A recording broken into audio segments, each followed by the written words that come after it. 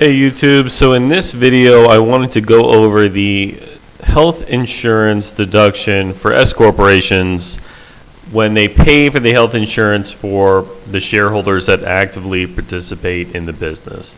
Right, so S corporations can be a little tricky. Some of the reporting around it is a bit complicated, but we'll go over all the rules and the details and try to make this as painless as possible. Right, so the first issue is always when you have an S corporation and a shareholder who owns greater than 2% of the stock actively participates in the company, they have to be on the payroll, right? So this is the S Corp reasonable compensation insurance issue that is very frequently brought up all the time, and it's an important one. In this video, we're going to assume that's already been addressed, right? So we have an S corporation shareholder that actively participates in the business. They are being paid what is deemed to be reasonable compensation, so that's not a problem. Now, how do we add this one additional element where the S Corp is paying for the health insurance for the owner, okay?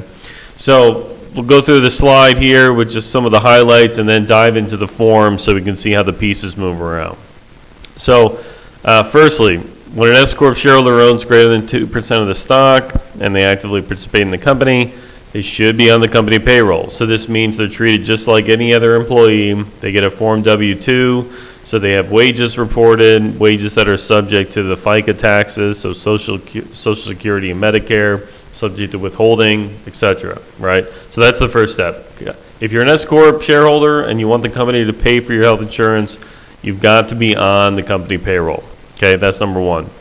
Number two, the health insurance plan should be opened in the name of the entity. Okay, very, very important.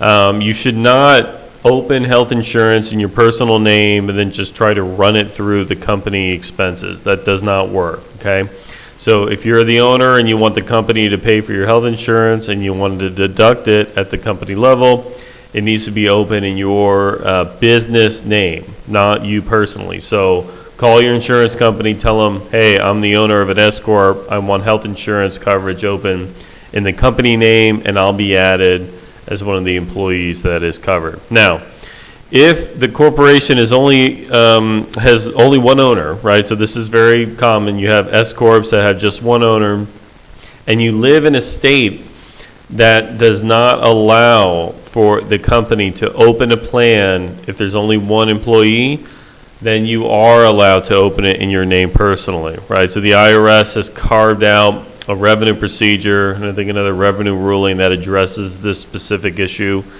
I can't recall which states or how many do this, but there are some states that will legitimately not open a corporate plan if you have only the one owner and the one employee. So you've got to open it in your name personally.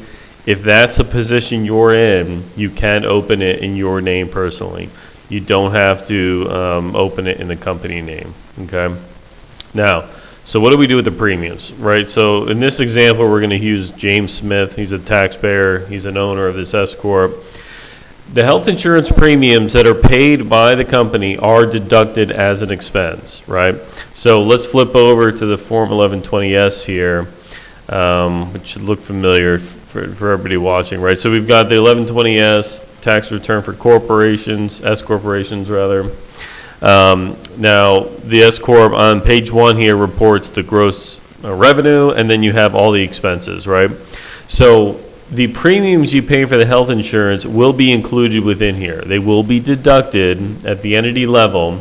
So when we look at line 21 in arriving at ordinary business income or loss, this net amount will include the deduction for the premiums, okay? So you are getting the deduction. Now, how is it actually reported within these line items?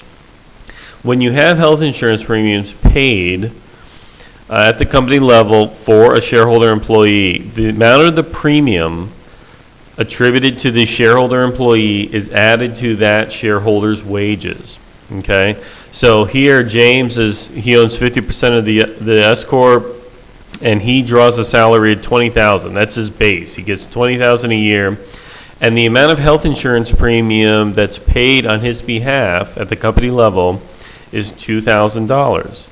So James when we come to report his earnings and then the deductions on the tax return, is actually $22,000 in salary, right? So if we look at the Form 1120-S again, James's compensation as an officer, we had $22,000 there, right? So he got the $20,000 in base plus the $2,000 in health insurance premiums that are added to his salary, okay? That is how the income is initially reported, and the health insurance premiums, right? So he adds the $2,000 there. Now, what's important here is the additional premiums included in wages. They're reported as federal taxable wages, but they are not subject to the FICA tax. So they're not subject to Social Security or Medicare. So if we jump to a W-2 for James, okay, so here we have the fake S corporation, obviously not a real entity, just for illustration purposes. James is the employee. We have his wages, Social Security wages and Medicare wages. Now here's the $22,000, right? So his base was $20 plus the $2,000 in health insurance premiums. This is the amount that's reported as federal taxable income, and this is the amount that is subject to federal income tax withholding. Now, box 3 and 5 here, you see that the Social Security and Medicare wages are only the $20,000 number, right? He does not include the additional $2,000 in Social Security or Medicare. This is really important because it means that the Social Security and Medicare tax that are being withheld and paid at the company level and at the individual level do not include that extra $2,000, right? So you don't pay Social Security tax, you don't pay Medicare tax on the health insurance premiums that are included in his wages. So in this W-2 is very simple. We have the 22, the 20, and then you also would report in box 14 the amount of health insurance that's included, right? So box 14, the $2,000 there is the difference between the two, right? So he doesn't, this one we're not using a very complicated example where he might have 401k contributions, you know, life insurance premiums paid, things like this. This is very simply what is his wage and then what amount is included as the health insurance premium in box 1, okay? So let's go back to the slides here, take a look at this. So, okay, so James has his salary, Form W-2 reports the salary, but only the 20 is subject to FICA. And now let's look at the Schedule K-1 for the Form 1120-S. So go back to the Form 1120-S. Again, so the $22,000, that's the amount, that's the total amount that's being deducted. That's James's wages plus the health insurance. And then if we flip to the Schedule K-1 for James, so James Smith here actively participates in the company. Here's all his allocations of the income and other expenses that are part of the company, right? And so what I like to do, what most preparers should do, I do this all the time just to make it clear, even though it's not necessarily required, but I'm trying to communicate to the recipient that within this amount, there is a portion that was attributed to your health insurance premiums, and you do that in the box 17 items. So box 17, other information items, we have a variety of different codes that can go down here. Box 17, code AD, I indicate what amount of health insurance premiums were included in the wages for this person, right? So box 17 AD should only be the amount that was actually allocated to this individual, okay? So if we scroll down to the supplementary statement, box 17, code A, investment income, code AD, we have indicated here, this is the health insurance premium that was included in wages for this person. And that is really important because when we go look at the Form 1040, if the information isn't included here, oftentimes the deduction is over-missed. Okay, so let me show how that works on the 1040. So we have James's 1040 here. Line 1, wages, salaries, tips. This is the amount that's reported in box 1 on the W-2. Okay, so we've got his $22,000 there. If we flip back to the W-2, this is where we're getting that number. Wages, tips, and other comp in line 1. So the $22,000 is reporting his base wages plus the insurance premiums that are included in his salary. Okay, So that's where we get the 22,000. Now, this is where the reporting is often overlooked and missed. How do we now take a deduction for the health insurance premiums at this level? Because remember, he's basically grossing up his income for the health insurance premiums. Obviously, he doesn't want to pay tax on health insurance premiums. So we have the 22,000. How do we net that out? Well, on the schedule, let's see, let's flip down here. So on Schedule 1, additional income and adjustments to income, in line 16, self-employed health insurance deduction. There's the 2,000. So what James needs to remember to do, whether he gets it from his W-2, where it's listed here, line 14, or he carefully reviews his 1120 Schedule K1, right, box 17AD, $2,000 of health insurance premiums included in wages. One way or another, this amount needs to find its way to line 16. And so the $2,000 self-employed health insurance deduction, the $2,000 there, eventually flows back up here, right? Line 10A, adjustments to income. So that's the deduction he gets. So when you think about this mathematically, what's happening here? He's recording the income here, but then getting an immediate offset here. So now it just nets back to his $20,000 in gross pay.